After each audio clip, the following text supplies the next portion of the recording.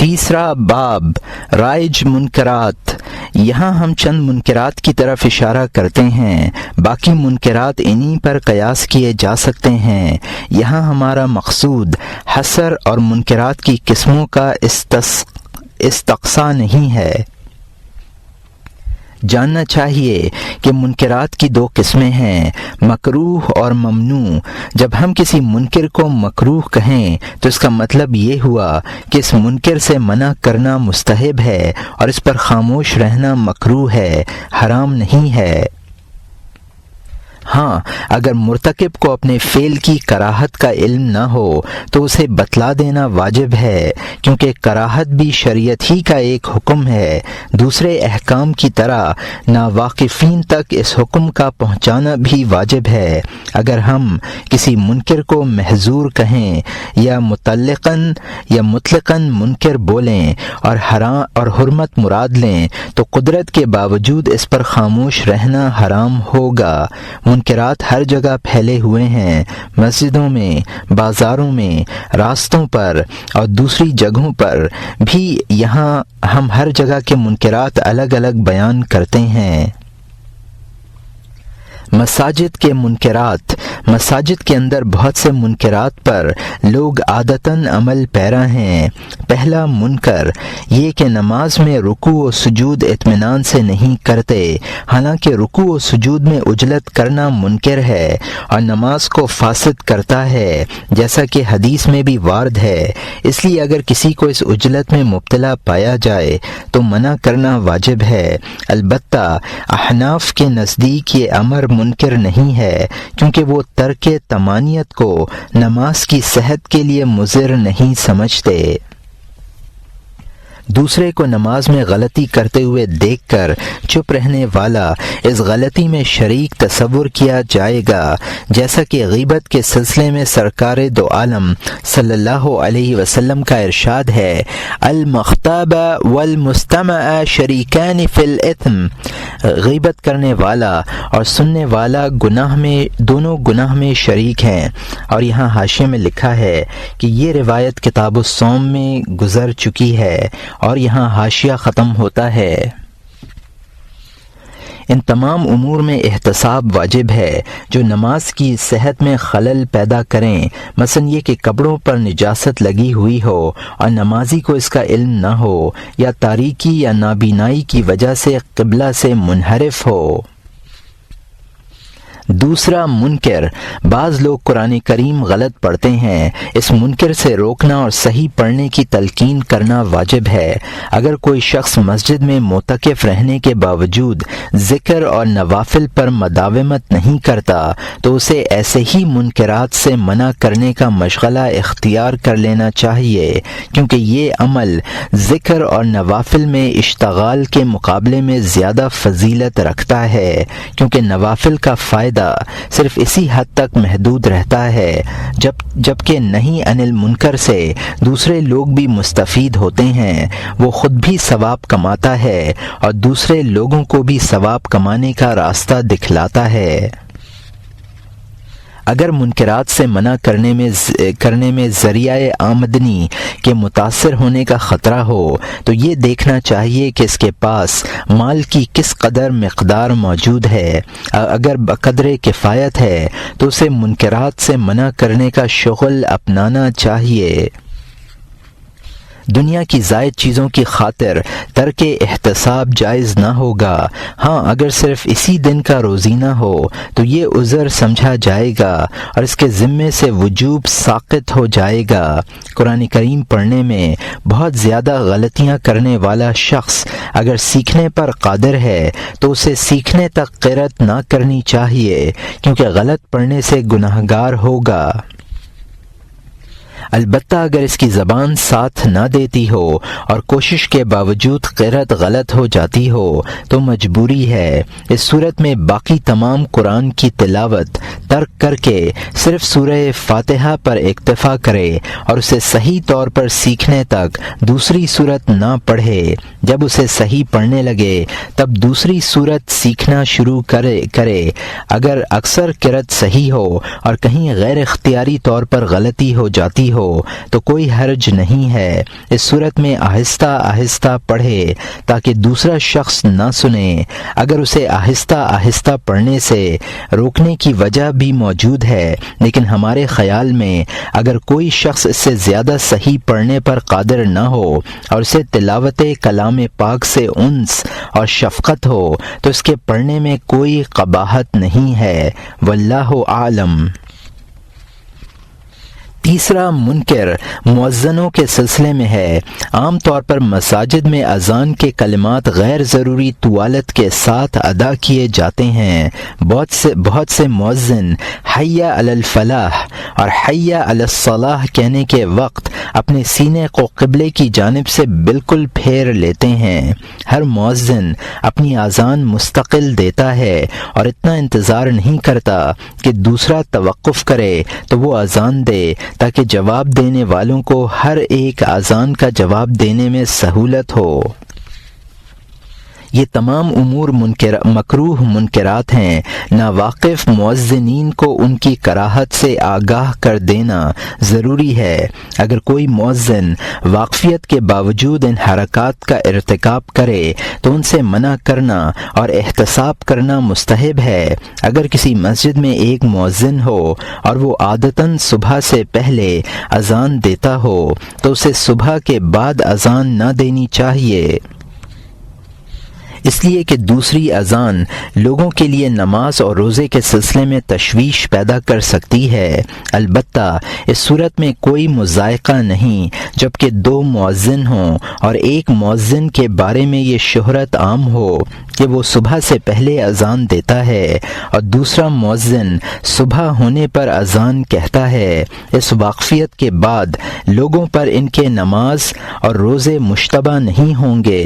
طلوع فجر کے بعد ایک مسجد میں تھوڑے تھوڑے وقفے سے اذان دینا بھی مکروہ ہے، خواہ ایک شخص دے یا چند افراد مل کر دیں، کیونکہ یکے بعد دیگرے اذان دینے میں بھی کوئی فائدہ نہیں ہے۔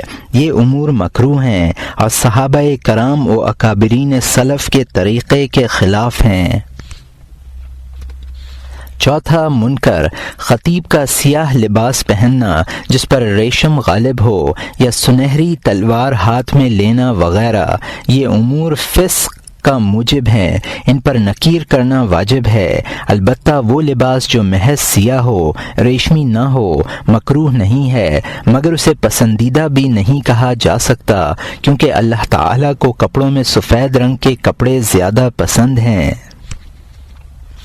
جن لوگوں نے سیاہ لباس کو مکروہ اور بدعت قرار دیا ہے، ان کا منشا یہ ہے کہ قرون اولیٰ میں اس طرح کا لباس پہننے کی عادت نہیں تھی، لیکن کیونکہ اس لباس کے سلسلے میں کوئی ممانعت وارد نہیں ہے، اس لیے اسے خلاف اولیٰ تو کہا جا سکتا ہے، مکروہ و بدعت نہیں کہا جا سکتا۔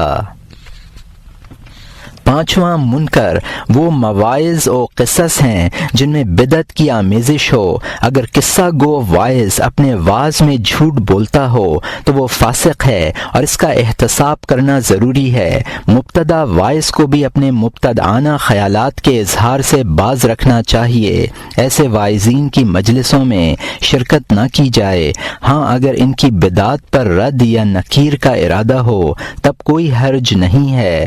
قدرت ہو تو تمام حاضرین یا جس قدر حاضرین کو منع کرنا ممکن ہو منع کرے، دروغ سننے کی ضرورت نہیں ہے۔ اللہ تعالیٰ نے اپنے نبی صلی اللہ علیہ وسلم کو اس طرح کے لوگوں سے اعراض کا حکم فرمایا ہے۔ فَأَعْرِضْ عَنْهُمْ حَتَّى يَخُوضُوا فِي حَدِيثٍ غَيْرِهِ، پارہ نمبر 7 رکوع نمبر 14 آیت نمبر 68۔ تو ان لوگوں سے کنارہ کش ہو جا یہاں تک کہ وہ کسی اور میں لگ جائیں۔ اس واعظ کا وعظ بھی منکر ہے جس سے معاصی پر جرأت پیدا ہوتی ہو، یعنی وہ زیادہ تر رجا کے مضامین بیان کرتا ہو، رحمت اور مغفرت کا یقین دلاتا ہو اور دلوں سے گناہوں کی سنگینی کا احساس مٹاتا ہو اور خوف خداوندی زائل کرتا ہو۔ اس منکر سے روکنا بھی واجب ہے۔ اس طرح کے مضامین طبیعتوں میں شر اور فساد پیدا کرتے ہیں۔ آج کے دور میں رجا کے بجائے خوف کے مضامین زیادہ بیان کرنے چاہیے، کیونکہ حالات تخفیف ہی کے مقتضی ہیں۔ یوں اگر خوف اور رجا دونوں کے پلڑے برابر رکھے جائیں اور موقع بموقع دونوں طرح کے مضامین بیان کیے جاتے ہیں تب بھی کوئی حرج نہیں ہے۔ چنانچہ حضرت عمر فاروق رضی اللہ عنہ ارشاد فرماتے ہیں کہ اگر قیامت کے روز یہ اعلان ہو کہ ایک کے علاوہ سب لوگ دوزخ میں داخل ہوں گے تو میں یہ امید کروں گا کہ وہ شخص جس کا استثناء کیا گیا ہے میں ہی ہوں۔ اسی طرح اگر یہ اعلان کیا جائے کہ تمام آدمی جنت میں جائیں گے، صرف ایک شخص دوزخ میں داخل کیا جائے گا، تو میں اس تصور سے ڈر جاؤں گا کہ کہیں وہ شخص میں ہی تو نہیں جسے دوزخ میں داخل ہونا ہے۔ وائس کا جمع سال ہونا اور عورتوں کے لیے خوبصورت لباس پہننا، عشق و محبت کے اشعار پڑھنا اور بہت زیادہ اشارات و حرکات کرنا اور ان خصوصیات کی بنا پر مجلس وعظ میں عورتوں کا بکثرت آنا بھی منکر ہے اور اس سے منع کرنا واجب ہے، اس لیے کہ یہ وعظ صلاح سے زیادہ فساد کا باعث ہوگا، اور یہ امر وائس کے حالات کے قرائن سے واضح ہو جاتا ہے کہ وہ منصب وعظ کے لائق ہے یا نہیں۔ نیز اس کے مواعظ سے لوگ نقصان اٹھائیں گے یا فائدہ۔ اس سلسلے میں تو یہاں تک احتیاط کرنی چاہیے کہ جو شخص نہ ظاہری ورع رکھتا ہو، نہ سکینت و وقار کا حامل ہو اور نہ لباس میں بزرگوں اور امت کے نیک نفسوں کی پیروی کرتا ہو، اسے وعظ کا کام ہی سپرد نہ کیا جائے، کیونکہ اس شخص سے لوگ گمراہ زیادہ ہوں گے۔ مجلس وعظ کا ایک ادب یہ ہے کہ عورتوں اور مردوں کے درمیان کوئی ایسی آڑ ضرور ہو جس سے وہ ایک دوسرے کو نظر نہ آ سکیں، اس لیے کہ نظر بھی فساد کی موجب ہے۔ مشاہدات سے ان منکرات کا ثبوت ملتا ہے۔ اگر فتنہ کا خوف ہو تو عورتوں کو مساجد میں نماز کے لیے اور وعظ کی مجلسوں میں آنے سے منع کیا جائے۔ چنانچہ حضرت عائشہ رضی اللہ عنہا عورتوں کو منع کیا کرتی تھیں۔ کسی نے ان سے عرض کیا کہ حضرت صلی اللہ علیہ وسلم جماعتوں میں عورتوں کو شرکت سے منع نہیں فرماتے تھے، آپ کیوں منع فرماتی ہیں؟ حضرت عائشہ رضی اللہ عنہا نے جواب دیا کہ اگر حضرت صلی اللہ علیہ وسلم کو وہ باتیں معلوم ہوتیں جو آپ کے بعد عورتوں نے ایجاد کی ہیں تو آپ انہیں منع فرما دیتے، اور یہ بخاری و مسلم کی حدیث ہے۔ ہاں، اگر عورت اپنے جسم کو ڈھانپ کر مسجد سے گزرے تو اسے روکا نہ جائے، لیکن بہتر یہ ہے کہ مسجد کو محض راستہ نہ بنایا جائے۔ واعظوں کے سامنے قرآن کی تلاوت اس طرح کرنا کہ نظم قرآن متاثر ہو اور گانے کا شبہ ہونے لگے اور صحیح تلاوت کی حدود سے تجاوز کر جائے، انتہائی سخت بدعت اور مکروہ ہے۔ اکابرین سلف نے اس بدعت پر نکیر کی ہے۔ چھٹا منکر، جمعے کے روز دوائیں، کھانے پینے کی چیزیں اور تعویذ و گنڈے وغیرہ فروخت کرنے کے لیے مجمع لگانا یا سائلین کا کھڑے ہو کر قرآنی آیات اور اشعار پڑھنا وغیرہ امور بھی منکر ہیں۔ ان میں سے بعض چیزیں فریب اور کذب بیانی کی بنا پر حرام ہیں، جیسے جھوٹے اتباع کی فریب کاریاں، نظر بندوں کے شعبدے اور تعویذات کرنے والوں کے ڈھکوسلے۔ یہ لوگ اپنی اپنی چیزیں سادہ لوح دیہاتیوں اور بچوں کو فروخت کر کے پیسے بٹورتے ہیں، اور اس طرح کی خرید و فروخت خواہ مسجد کے اندر ہو یا باہر ہر جگہ منکر ہے۔ اس منکر سے روکنا واجب ہے، بلکہ ہر اس بیع سے منع کرنا ضروری ہے جس میں تلبیس، دروغ بیانی اور خریدنے والے پر مبیع کے اخفاء کی کوشش شامل ہو۔ بعض امور جیسے کپڑے سینا، کتابیں اور کھانے پینے کی اشیاء فروخت کرنا مسجد کے باہر مطلقاً مباح ہیں اور داخل مسجد میں عوارض کی بنا پر حرام ہیں، مثلاً یہ کہ نمازیوں پر جگہ تنگ ہو جائے، ان کی آوازوں یا خرید و فروخت کے عمل سے نمازیوں کا سکون درہم برہم ہو۔ اگر یہ عوارض نہ ہوں تو حرمت کی کوئی وجہ نہیں ہے، البتہ بہتر یہ ہے کہ اس طرح کے امور کے لیے مساجد استعمال نہ ہوں۔ اباحت بھی مطلق نہیں ہے بلکہ شرط کے ساتھ مشروط ہے کہ اس طرح کے امور شاذ و نادر ہی ہوتے ہیں، یہ نہ ہو کہ مسجدوں کو دکانیں بنا لیا جائے اور لوگ نماز کے بجائے خرید و فروخت کے لیے آیا کریں۔ مسجدوں کو بازاروں میں تبدیل کرنا حرام ہے، اس سے منع کیا جائے گا۔ بعض مباح چیزیں قلت سے مباح رہتی ہیں اور کثرت سے گناہ ہو جاتی ہیں، یہ ایسا ہی ہے جیسے صغیرہ گناہ پر اصرار نہ ہو تو وہ صغیرہ رہتا ہے اور یہ اصرار ہو جائے تو کبیرہ گناہ میں تبدیل ہو جاتا ہے۔ چنانچہ اگر کسی قلیل سے کثیر تک نوبت پہنچنے کا خوف ہو تو اس قلیل سے بھی منع کیا جائے گا، مگر منکر کرنے کا یہ اختیار حاکم مسجد کے متولی یا حاکم کی طرف سے مقرر کردہ شخص کو حاصل ہے، کیونکہ قلت و کثرت میں فرق کرنا اور قلت سے کثرت کے امکانات تلاش کرنا اجتہاد سے متعلق ہے۔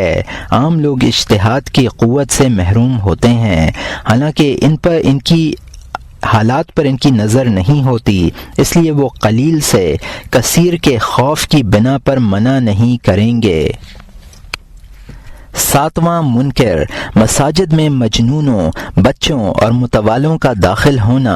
بچے اگر مسجد میں آئیں تو اس میں کوئی حرج نہیں ہے، بشرط یہ کہ وہ مسجد میں کھیل کود نہ کریں۔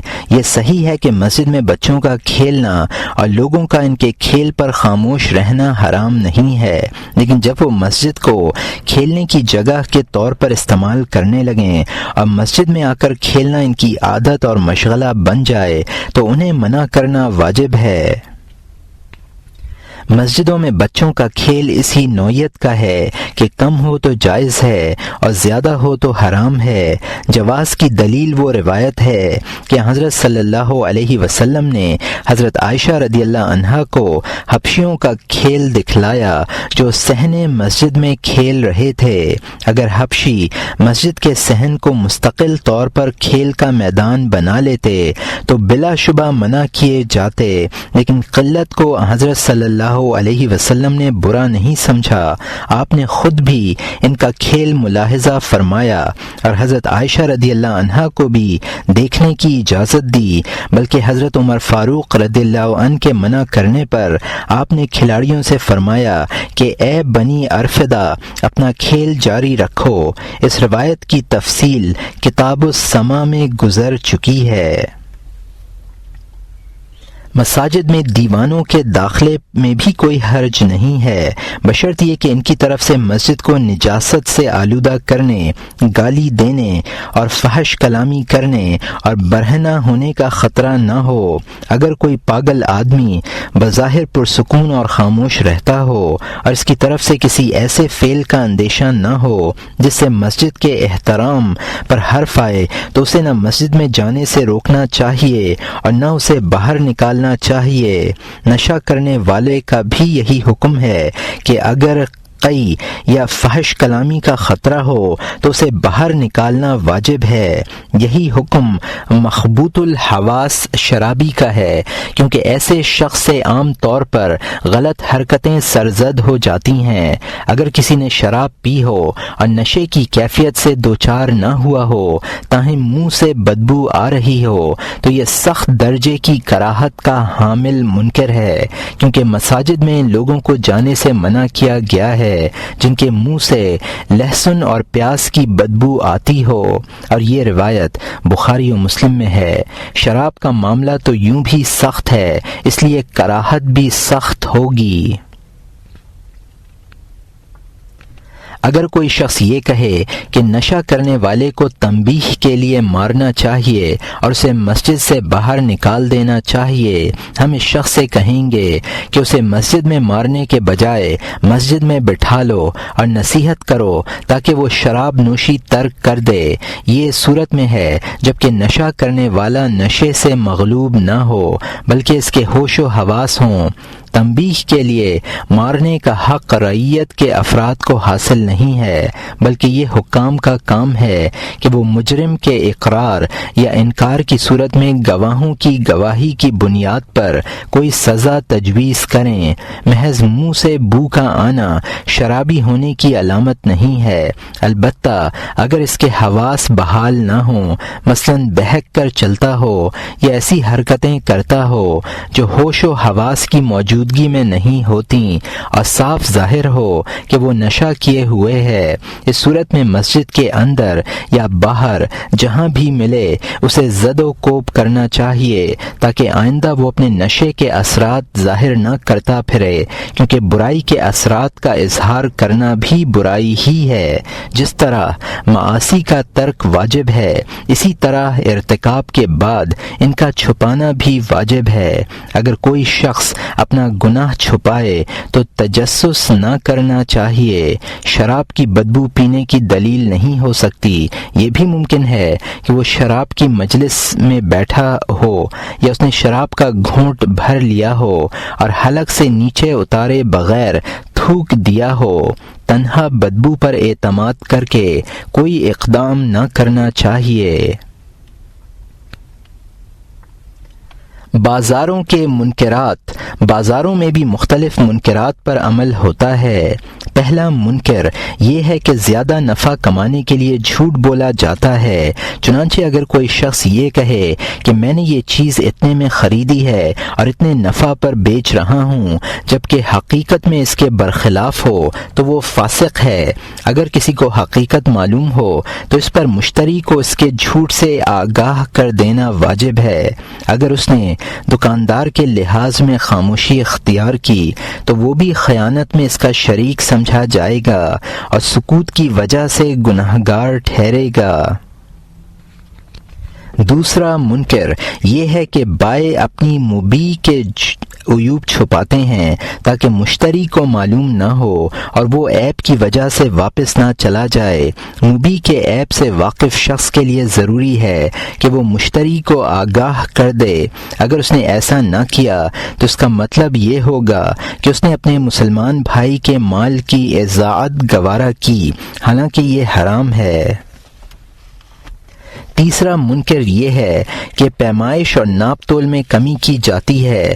بعض دکاندار معروف وزن سے کم کے باٹ اور معروف پیمائش سے کم کے پیمائش رکھتے ہیں۔ اگر کسی کو ان دکانداروں کے فریب کی اطلاع ہو تو اس کے لیے ضروری ہے کہ وہ یا خود اس فرق کو دور کر دے یا حاکم کے پاس لے جائے تاکہ وہ فریب کار کو سزا دے اور اسے اپنے پیمانے اور اوزان درست کرنے کا حکم دے۔ چوتھا منکر ایجاب و قبول کے بغیر محض طاعتی یعنی عملاً لین دین پر اکتفا کرنا بھی منکر ہے، مگر یہ مسئلہ مختلف فی ہے، اس لیے صرف انہی لوگوں کو بے طاعتی سے منع کیا جائے جو ایجاب و قبول کو ضروری اعتقاد کرتے ہیں۔ پانچواں منکر بائع یا مشتری کی طرف سے فاسد شرطیں لگانا۔ اس منکر کا انکار بھی واجب ہے کیونکہ فاسد شرطوں سے بیع و شراء کے معاملات میں فساد پیدا ہوتا ہے۔ ان معاملات سے بھی روکنا واجب ہے جو سودی لین دین کی بنیاد پر انجام پا رہے ہوں۔ چھٹا منکر عید اور دیگر مواقع پر بچوں کے لیے لہو و لعب کے آلات اور جانداروں کی تصاویر فروخت کرنا بھی جائز نہیں۔ اس طرح کی چیزیں توڑ ڈالنی چاہیے اور ان کی بیع سے منع کرنا چاہیے۔ سونے چاندی کے برتن، ریشمی اور زرکشی کی ٹوپیاں اور مردوں کے لیے بنائے گئے ریشمی ملبوسات کا بھی یہی حکم ہے۔ مستعمل کپڑے دھو کر اور انہیں نئے کہہ کر بیچ بیچنا بھی جائز نہیں ہے۔ یہی حکم ان پھٹے ہوئے کپڑوں کا ہے جنہیں رفو کر دیا گیا ہو اور مشتری کو صحیح سالم کہہ کر فروخت کیا جا رہا ہو۔ غرض یہ کہ ہر وہ بے حرام ہے جس میں دھوکہ اور فریب ہو۔ اس طرح کے معاملات بے شمار ہیں، ان کا احاطہ طوالت طلب ہے۔ جتنے امور ہم نے ذکر کر دیے ہیں، باقی تمام معاملات کو انہی پر قیاس کیا جا سکتا ہے۔ راستوں کے منکرات بھی بے شمار ہیں اور لوگ عادتاً ان کا ارتکاب کرتے ہیں۔ مثلا یہ کہ راستوں کی تنگی اور گزرنے والوں کی ایذا کے احتمال بلکہ یقین کے باوجود اپنے مکانوں کے قریب چبوترے بنواتے ہیں، کھمبے گڑواتے ہیں، درخت لگواتے ہیں، چھجے، سائبان اور برآمدے بنواتے ہیں، غلوں کی ٹھیلیاں کھڑی کر دیتے ہیں۔ ہاں، اگر راستے کشادہ ہوں اور اس طرح کی تعمیرات وغیرہ سے چلنے والوں کے ضرر کا کوئی احتمال نہ ہو تو منع نہ کرنا چاہیے۔ گھر کے باہر راستے میں وہ لکڑیاں ڈالنی درست ہیں جنہیں اٹھا کر اندر لے جایا جا سکتا ہو، کیونکہ یہ حاجت ہے اور اس حاجت میں سب شریک ہیں، اس سے منع کرنا ممکن نہیں۔ گھر کے باہر راستوں میں جانوروں کو اس طرح باندھنا کہ گزرگاہ تنگ ہو جائے اور ان کے پیشاب اور گوبر وغیرہ کے چھینٹوں سے گزرنے والوں کے کپڑے آلودہ ہو جائیں منکر ہے، اس سے منع کرنا واجب ہے۔ سواری سے اترنے اور سوار ہونے کے بقدر وقت کے لیے جانوروں کا راستے میں ٹھہرنا منکر نہیں ہے، کیونکہ سڑکیں مشترک منافع کے لیے بنائی جاتی ہیں اور ضرورت کے لیے جانوروں کو راستوں اور سڑکوں پر باندھنا بھی ایک منفعت ہی ہے۔ اس لیے اس منفعت کے حصول سے کسی شخص کو محروم نہیں کیا جا سکتا، لیکن اگر وہ سڑک کے کچھ حصے کو اپنے فائدے کے لیے مخصوص کرنا چاہے تو اسے منع کیا جائے گا۔ بہرحال اس طرح کے امور میں حاجت کا اعتبار کیا جائے گا، اور حاجت بھی وہ جس کے لیے راستے بنائے جاتے ہیں اور سڑکیں تعمیر کی جاتی ہیں۔ تمام حاجتیں برابر نہیں ہیں۔ عام راستوں سے ان جانوروں کو ہنکانا بھی منکر ہے جن پر کانٹے لدے ہوئے ہوں اور ان سے لوگوں کو کے الجھ کر آنے یا کپڑے پھٹنے کا اندیشہ ہو۔ ہاں، اگر راستے کشادہ ہوں اور لوگوں کو ایذا پہنچنے کا کوئی امکان نہ ہو تب کوئی حرج نہیں ہے، اس لیے کہ شہریوں کو اس طرح کا بوجھ اتنے وقت کے لیے ڈالے رکھنے کی گنجائش ہے جو باہر سے اندر منتقل کرنے میں مصروف ہو۔ جانور پر اس کی طاقت سے زیادہ بوجھ لادنا بھی منکر ہے اور منع کو واجب کرتا ہے۔ اسی طرح یہ بھی منکر ہے کہ قصائی دکان کے سامنے جانور ذبح کرے اور تمام راستے کو خون اور غلاظت سے آلودہ کرے۔ قصائی کو چاہیے کہ وہ اپنی دکان میں مذبح قائم کرے، کیونکہ راستے میں ذبح کرنے سے گزرگاہ بھی تنگ ہوگی، گزرنے والوں کے کپڑے بھی خون اور غلاظت کے چھینٹوں سے آلودہ ہوں گے اور انہیں کراہت بھی ہوگی۔ ایک منکر یہ بھی ہے کہ گھر کا کوڑا کرکٹ، خربوزے کے چھلکے اور غلاظت راستے میں پھینک دی جاتی ہے، نیز اتنا پانی بہا دیا جاتا ہے کہ گزرنے والوں کے پھسل کر گرنے کا خطرہ پیدا ہو جاتا ہے۔ بعض اوقات راستے تنگ ہو جاتے ہیں اور انہی پر پرنالے گرتے ہیں جس سے چلنے والے پریشانی اٹھاتے ہیں۔ اگر راستے کشادہ ہوں اور پرنالہ گرنے سے کپڑوں پر چھینٹے پڑنے یا کوڑا کرکٹ ڈالنے سے کپڑوں کے نجس ہونے کا امکان نہ ہو تو منع نہیں کیا جائے گا۔ بارش کا پانی، کیچڑ اور برف راستے میں ڈالنا اور اسے صاف نہ کرنا منکر ہے۔ بارش کے پانی میں تو عذر ہے، کیچڑ بھی اگر وہ بارش کے پانی اور سڑک کی مٹی سے مل کر نہ بنا ہو بارش کے پانی ہی کے حکم میں ہے، لیکن برف شخص معین کے ساتھ مخصوص ہے، اس کے ڈالے بغیر نہ ڈال سکتا ہے۔ چنانچہ اگر کسی نے اپنے گھر کے سامنے شارع عام پر برف ڈال دیا ہو اور اس کی نالی کے پانی نے عام گزرگاہ سے ہٹ کر کیچڑ پیدا کر دی ہو تو سڑک کی صفائی اسی کے ذمے ہے۔ اگر پانی بارش کا ہو اور بہت سی نالیوں کا ہو تو یہ حاکموں کا کام ہے کہ وہ لوگوں سے کہیں اور صفائی کرائیں۔ عام افراد صرف واض و نصیحت ہی کر سکتے ہیں۔ اسی طرح اگر کسی کے دروازے پر کٹکھنا کتا بیٹھا رہتا ہو اور آنے جانے والوں پر بھونکتا ہو یا ان پر حملہ کرتا ہو تو مالک مکان کو منع کرنا واجب ہے۔ ہاں، اگر کتا ایذا نہ دیتا ہو، محض گندگی پھیلاتا ہو اور وہ گندگی ایسی ہو کہ اس سے بچ کر نکلنا ممکن ہو تو منع نہ کرنا چاہیے۔ اگر کتا راستے میں اس طرح بیٹھ جاتا ہو کہ راستہ چلنا دشوار ہو جائے تو کتے کے مالک سے کہا جائے گا کہ وہ اسے گھر میں باندھ کر رکھے۔ یہ تو کتے کی بات ہے۔ اگر کتے کا مالک بھی یہ حرکت کرے اور راستہ تنگ کر کے بیٹھ جائے تو اسے بھی منع کیا جائے گا۔ حماموں کے منکرات۔ حماموں میں رائج منکرات بھی بہت ہیں، مثلا یہ کہ حمام کے دروازے پر یا اندرونی دیواروں پر ممنوع تصویریں بنا دی جاتی ہیں۔ ان تصویروں کو مٹانا یا ہٹانا ہر اس شخص پر واجب ہے جو حمام میں جا کر انہیں ضائع کرنے پر قدرت رکھتا ہو۔ اگر وہ جگہ جہاں تصویریں بنی ہوئی ہوں اتنی بلندی پر ہو کہ ہاتھ نہ جا سکے تو حمام میں شدید ضرورت کے بغیر جانا جائز نہیں ہے۔ اس صورت میں دوسرے حمام کا رخ کرے، اس لیے کہ منکر کا مشاہدہ کرنا بھی حرام ہے۔ تصویروں کو مٹانے میں اتنا کافی ہے کہ ان کی شکل بگاڑ دے۔ یہ حکم جاندار کی تصویروں کا ہے۔ غیر جاندار مثلا درختوں، پھولوں اور عمارتوں وغیرہ کی تصویریں اور دوسرے نقش و نگار حرام نہیں ہیں۔ حمام کا ایک منکر برہنگی ہے، اس میں کھولنا بھی مشکل ہے اور دیکھنا بھی۔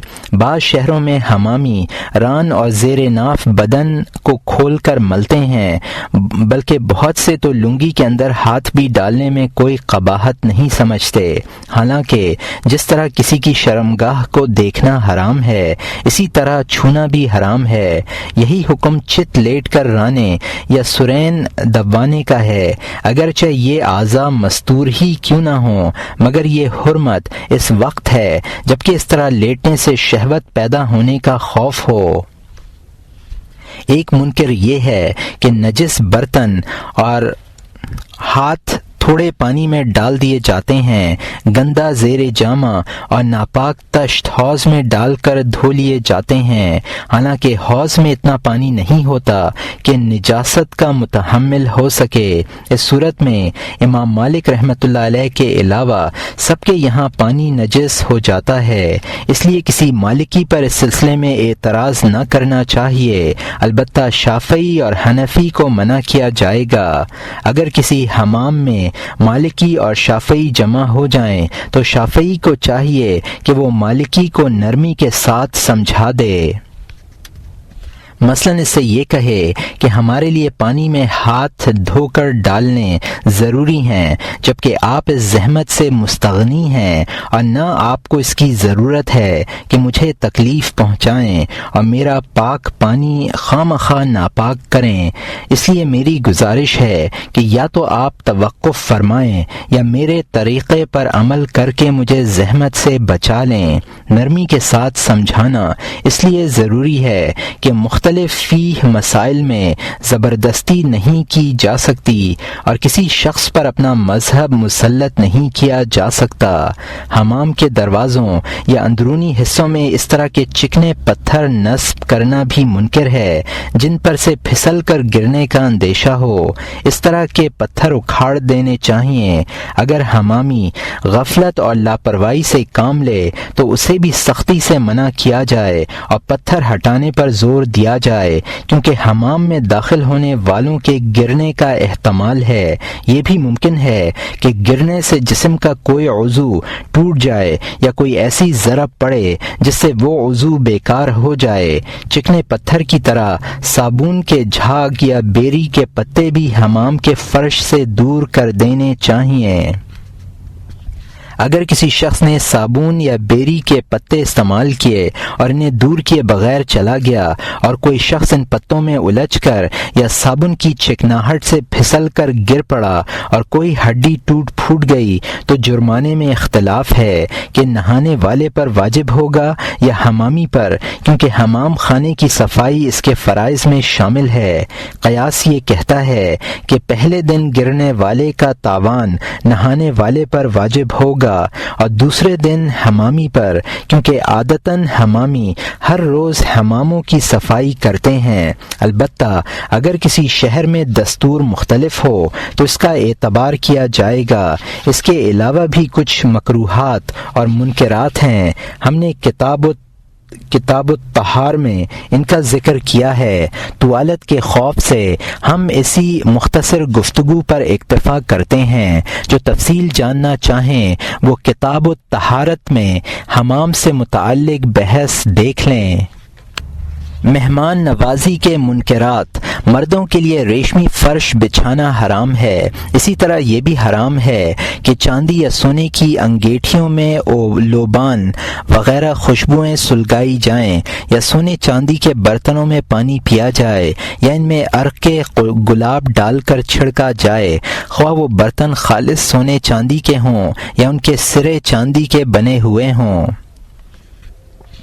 جانداروں کی تصاویر سے مزین پردے آویزاں کرنا بھی حرام ہے۔ مجلس ضیافت میں ساز باجے سننے سنانے سے بھی منع کیا جائے گا، یہ بھی منکر ہے۔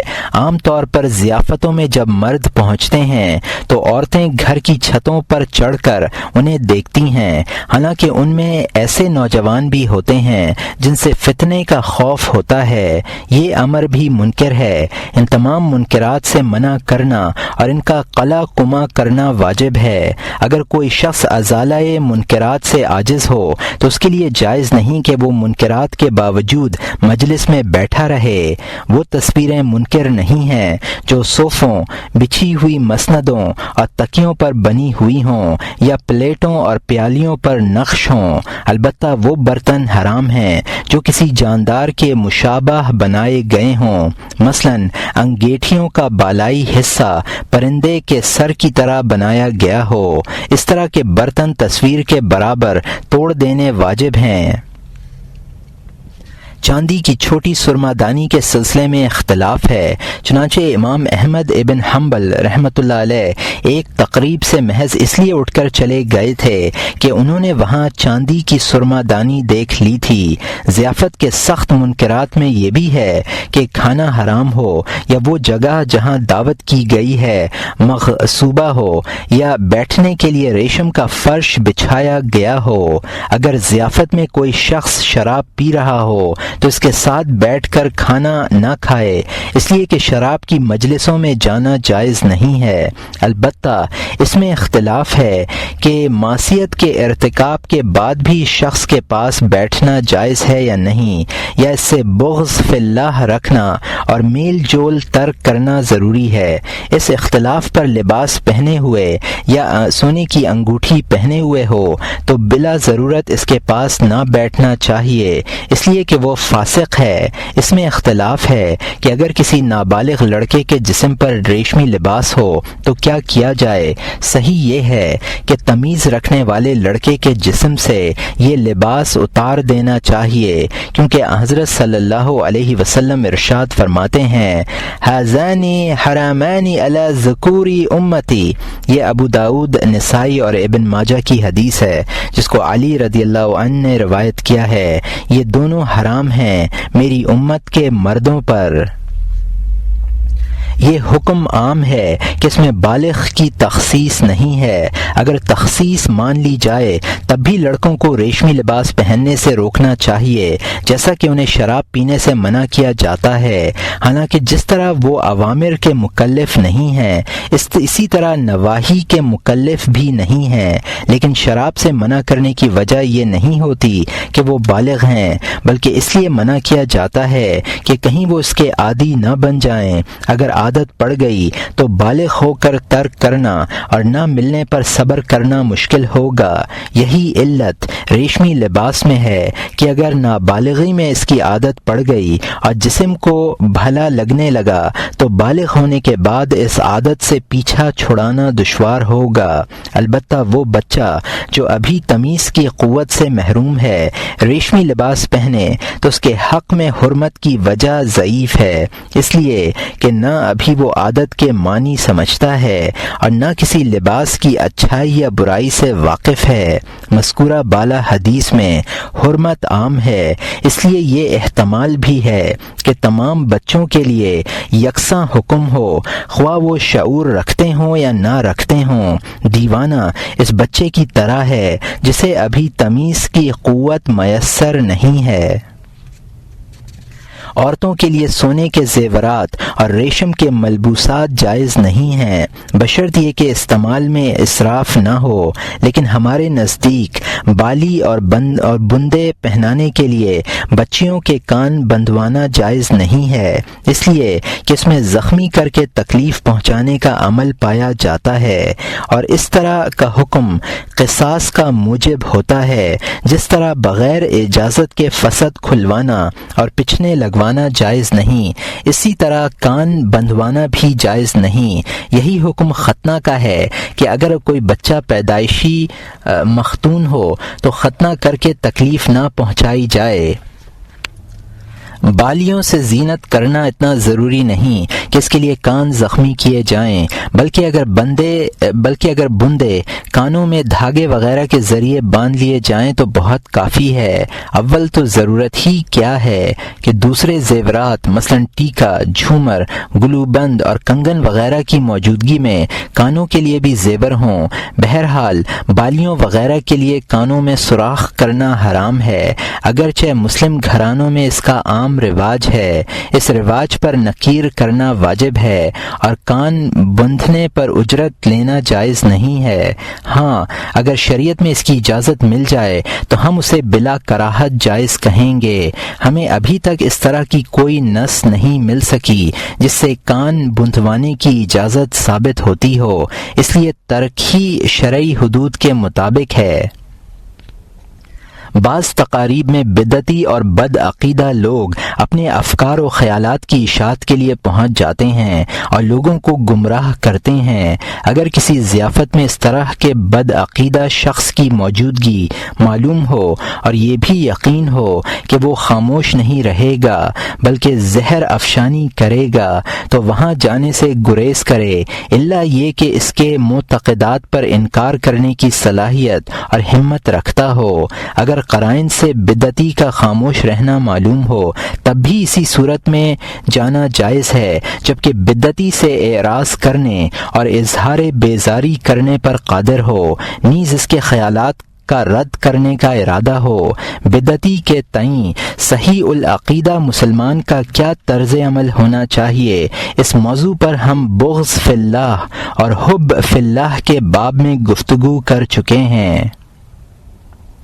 ضیافت میں مسخروں، قصہ گویوں اور لطیفہ بازوں کی موجودگی بھی منکرات میں داخل ہے، بشرط یہ کہ ان کی گفتگو میں فحش اور جھوٹ کی آمیزش ہو۔ اگر ان کے قصے، لطیفے اور چٹکلے محض ہنسنے ہنسانے کے لیے ہوں، جھوٹے اور فحش نہ ہوں تو سننے میں کوئی مذائقہ نہیں ہے، لیکن اس میں بھی یہ شرط ہے کہ اس طرح کا مواد مقدار میں کم ہو اور سنانے والا اسے بطور عادت یا بطور پیشہ اختیار کیے ہوئے نہ ہو۔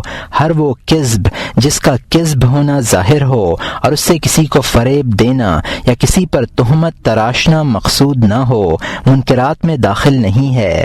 مثلا کوئی شخص کسی دوسرے سے یہ کہے کہ میں نے آج تمہیں 100 مرتبہ تلاش کیا یا 1000 مرتبہ تم سے یہ بات کہی، حالانکہ یہ دونوں جملے خلاف واقعہ ہیں، مگر قرائن سے معلوم ہے کہ ان سے تعداد کی تحقیق مقصود نہیں ہے بلکہ بات کی تاکید مقصود ہے۔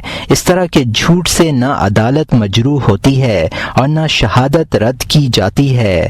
زبان کی آفت کے باب میں ہم مباح اور جائز کذب کی حدود بیان کریں گے انشاءاللہ۔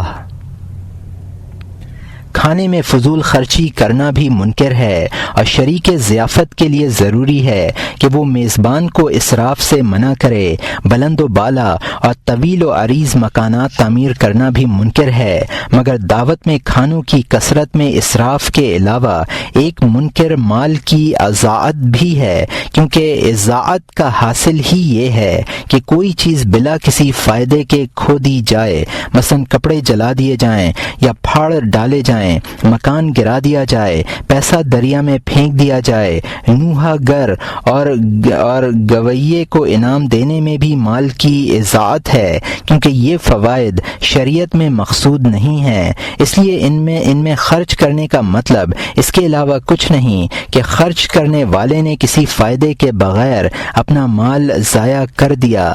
اسراف عام ہے، منکرات میں صرف کو بھی اسراف کہتے ہیں، اور جائز امور میں ضرورت سے زیادہ خرچ کرنے پر بھی اسراف کا اطلاق ہوتا ہے۔ جہاں تک ضرورت کا تعلق ہے وہ ہر شخص کی یکساں نہیں ہے، اس سلسلے میں مختلف لوگوں کے مختلف احوال ہیں۔ بعض صورتوں میں اسراف سے منع کرنا واجب ہے، مثلا ایک عیالدار شخص نے اپنی کل پونجی جو 100 دینار پر مشتمل تھی دعوت ولیمہ کی نظر کر دی، جبکہ وہ اپنے اہل و عیال کے لیے واحد ذریعہ معاش کی حیثیت رکھتا ہے۔ دعوت ولیمہ اگرچہ مباح ہے، لیکن اس میں ایسے شخص کا 100 دینار خرچ کرنا اسراف ہے جس سے منع کرنا واجب ہے۔ اللہ تعالیٰ کا ارشاد ہے وَلَا تَبْسُطْهَا كُلُّ الْبَسْطِ فَتَقْعُدَ مَلُومًا مَحْسُورًا۔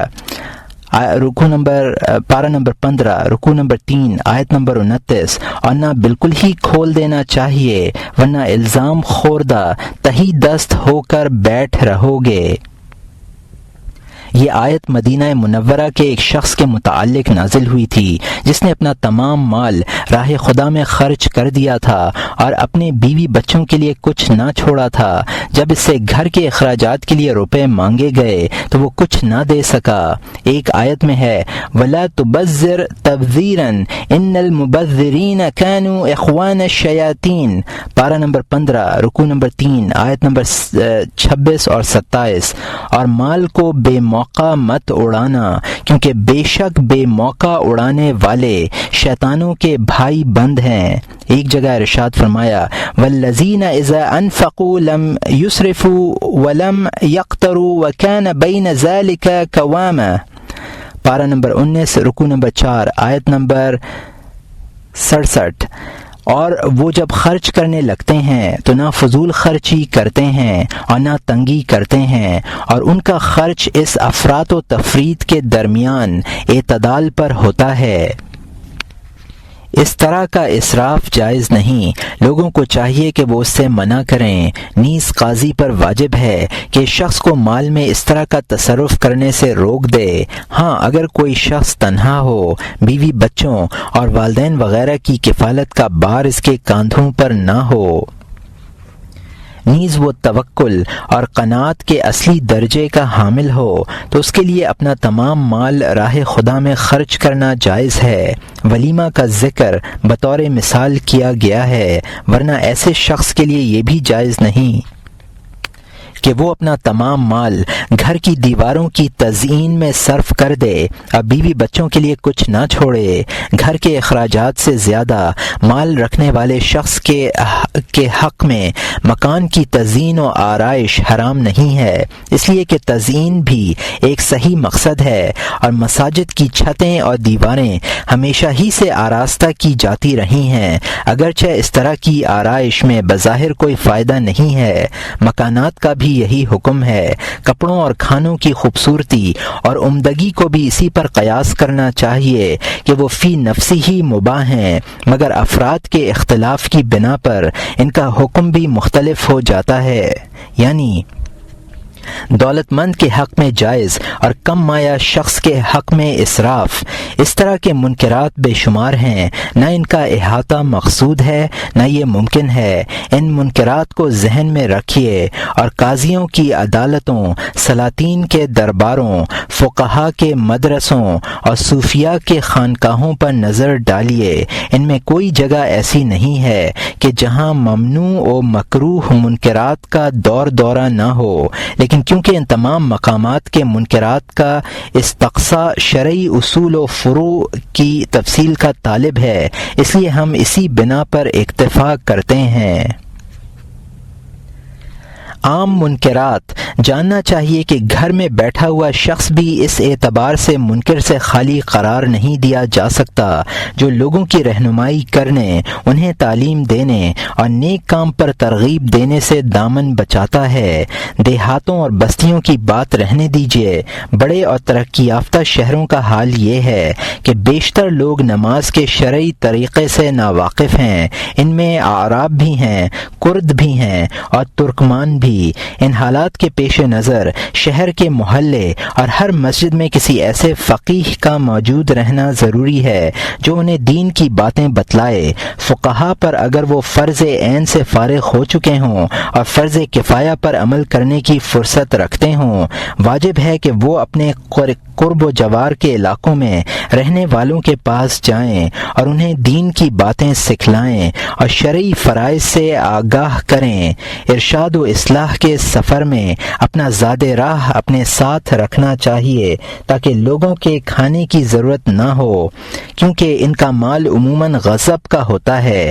اگر کسی بستی میں ایک عالم نے اپنی ذمہ داری پہچانی اور لوگوں کی تعلیم دینے کا فرض ادا کیا تو باقی تمام علماء کے ذمے سے اس کی فرضیت ساقط ہو جاتی ہے۔ بصورت دیگر علماء اور عوام سبھی ماخوذ ہوں گے۔ علماء اس لیے کہ انہوں نے نکلنے میں کوتاہی سے کام لیا اور اپنے منصبی فرض سے غفلت برتی، اور عوام اس لیے کہ انہوں نے احتیاج کے باوجود سیکھنے کی زحمت گوارا نہیں کی۔ ہر اس عام آدمی کے لیے جو نماز کی شرائط سے واقفیت رکھتا ہو، یہ ضروری ہے کہ وہ دوسروں کو بھی ان شرائط سے آگاہ کر دے، ورنہ وہ جاہل رہ جانے والے شخص کے گناہ میں شریک رہے گا۔ اتنی بات تو سب جانتے ہیں کہ کوئی بھی انسان عالم بن کر پیدا نہیں ہوتا۔ یہ علماء کا فرض ہے کہ وہ تبلیغ کریں اور جاہلوں کو علم کی روشنی دکھلائیں۔ عالم ہونے کے لیے یہ ضروری نہیں ہے کہ وہ فقہ کی تمام مبادیات و فروع پر کامل عبور رکھتا ہو، بلکہ ایک مسئلہ جاننے والا اس مسئلے کا عالم کہلانے کا مستحق ہے۔ تاہم عوام الناس کے مقابلے میں علماء اور فقہا پر عذاب زیادہ ہوگا، کیونکہ تبلیغ و تعلیم پر انہیں قدرت حاصل ہے اور یہ منصب علماء کا ہی ہے۔ انہی کو زیب بھی دیتا ہے، بلکہ یہ ان کا شیوا ہے۔ اگر پیشہ ور اپنے پیشے اور کاریگر اپنی صنعتیں چھوڑ بیٹھیں تو معیشتیں تباہ ہو جائیں۔ علماء نے تو اپنے ذمے وہ کام لیا ہے جس میں مخلوق کی فلاح کا راز مضمر ہے۔ فقیہوں کا پیشہ اور شان یہی ہے کہ وہ رسول اللہ صلی اللہ علیہ وسلم کی تعلیمات عام لوگوں تک پہنچائیں، اس لیے کہ وہ انبیاء کے وارث اور ان کی ودیعت کرتا امانتوں کے محافظ و امین ہیں۔ کسی شخص کے لیے اس عذر کی بنا پر مسجد میں آ کر نماز نہ پڑھنا جائز نہیں ہے کہ لوگ اچھی طرح نماز نہیں پڑھتے، بلکہ اس کے لیے ضروری ہے کہ وہ گھر سے باہر نکلے اور لوگوں کو غلط طریقے پر نماز پڑھنے سے منع کرے۔ یہی حکم بازار کے منکرات کا ہے۔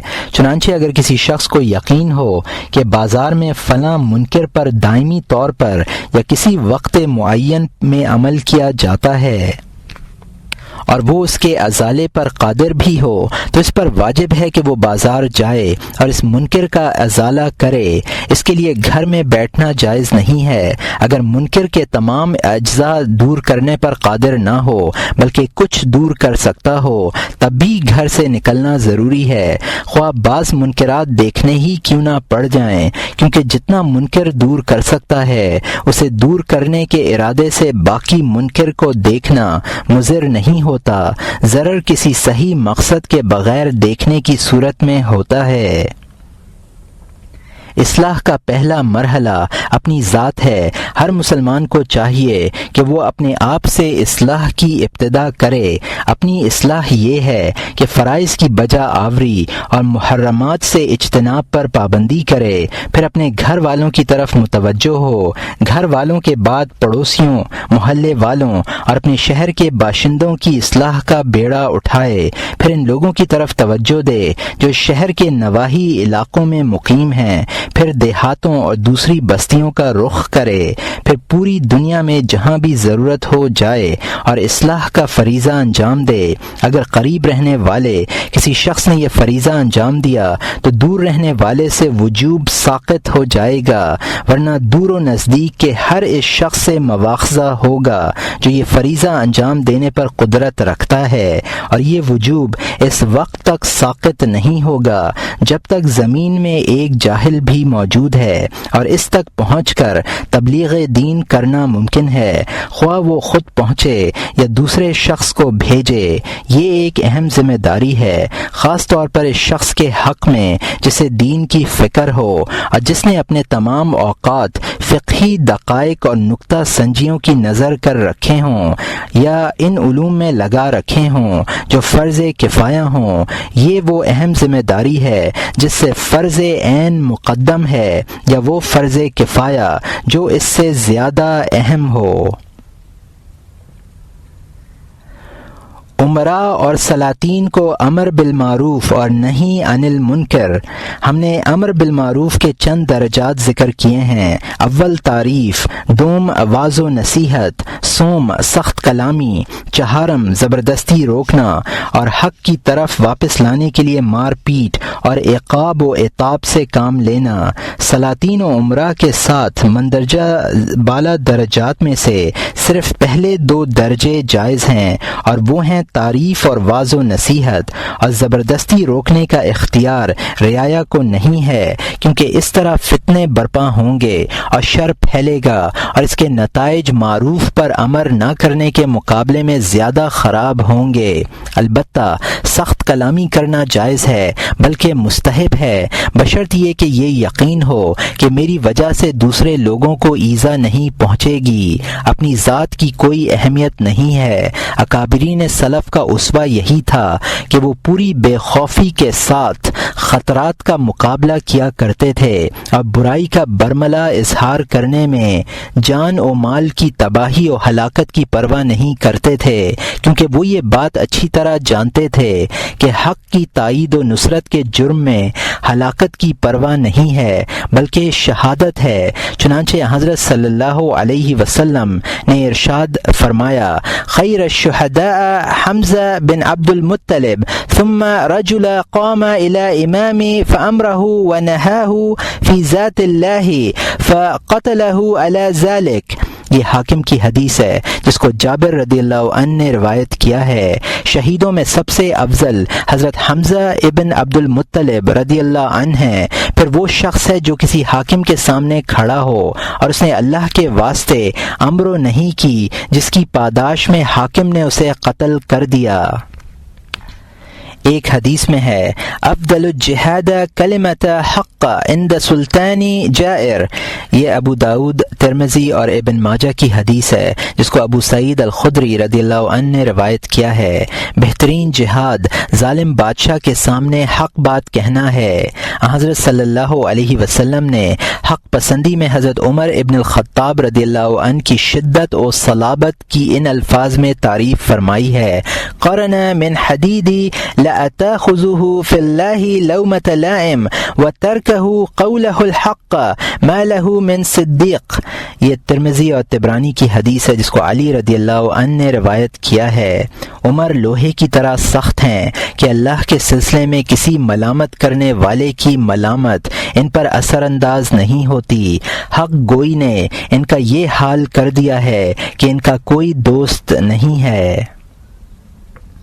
جادہ حق پر ثابت قدم رہنے والے بزرگوں نے جب یہ بات معلوم کر لی کہ بہترین کلمہ وہ ہے جو ظالم بادشاہ کے سامنے کہا جائے، نیز اگر بادشاہ حق گوئی کے جرم میں اسے قتل کی سزا دے تو یہ شہادت کا اعلیٰ درجہ ہے، تو انہوں نے حق گوئی کی جرأت کی اور اس سلسلے میں جان کی ہلاکت، جسم کی عقوبت اور مال و متاع کی تباہی و بربادی کی ذرا پرواہ نہیں کی، بلکہ اس طرح کے حالات پیش آئے تو انہوں نے اللہ کی رضامندی حاصل کرنے کی خاطر صبر سے کام لیا اور اپنی جان نثاری کا صرف یہ صلہ طلب کیا کہ انہیں آخرت میں سرخروئی حاصل ہو۔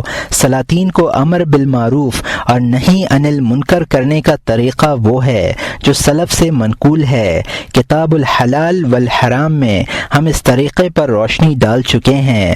ذیل میں کچھ واقعات درج کیے جا رہے ہیں، ان سے بھی معلوم ہوگا کہ اکابرین سلف اپنے زمانے کے ظالم اور گمراہ حکام و سلاطین کے ساتھ کس طرح پیش آتے تھے۔